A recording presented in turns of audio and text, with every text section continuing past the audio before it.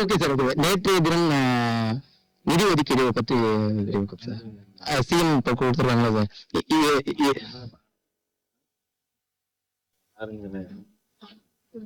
செய்திக்கு பிறகு செய்யப்பட்டிருக்கின்ற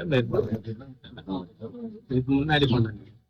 அதனால இதை ஒட்டி அரசாங்கம் செய்ய மத்திய அரசாங்கம் நிதி ஒதுக்கீடு செய்யுமா? மத்திய அரசாங்கம் இதுக்கு அதுக்குள்ள ஏன் அவசரப்படுறோம்?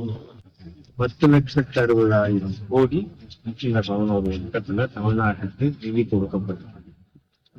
தமிழகத்திற்கு பல்வேறு திட்டங்கள்ல மத்திய அரசு நிதி கொடுத்துக்கோங்க.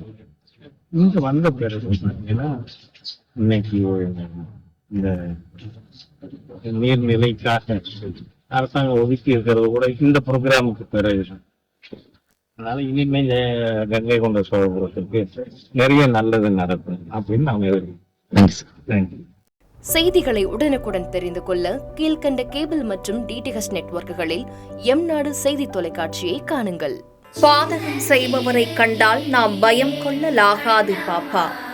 மோதி மிதித்துவிடு பாப்பா, அவர் முகத்தில் உமிழ்ந்துவிடு பாப்பா. அண்மை செய்திகளை உடனுக்குடன் தெரிந்து கொள்ள இணைந்திருங்கள் எம்நாடு தொலைக்காட்சியுடன்.